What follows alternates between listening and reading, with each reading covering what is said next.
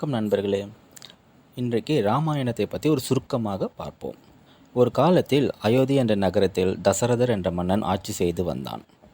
அவனுக்கு ராமர், பரதன், லட்சுமணன், சத்ருகனன் என 4 புதல்வர்கள் இருந்தனர். ராமர் விஷ்ணுவின் அவதாரம் என்று நம்பப்படுகிறது. சீதை ராமரின் மனைவி. ஒரு நாள் மன்னர் தசரதன் ராமர் மீது மிகுந்த பிரியம் கொண்டு ராமரை இளவரசனாக முடிவெடுத்தான். ஆனால் கைகேயி என்ற மற்றொரு ராணி ராமரை வனவாசத்திற்கு அனுப்பும்படி மன்னரை வற்புறுத்தினாள். ஏனெனில் அவளது மகன் பரதனுக்கு நாட்டை ஆளும் ஆசை இருந்தது. ராமர், சீதை மற்றும் லட்சுமணன் ஆகியோர் 14 ஆண்டுகள் வனவாசம் செய்தனர். வனவாசத்தின் போது அரக்கன் ராவணன் சீதையை கடத்தி சென்றான். ராமர், அனுமன் மற்றும் வானரப்படையுடன் சேர்ந்து ராவணனை எதிர்த்து போரிட்டு சீதையை மீட்டு வந்தார். போரில் ராவணன் கொல்லப்பட்டான். பின்னர் ராமர், சீதை மற்றும் லட்சுமணன் அயோத்திக்கு திரும்பினர்.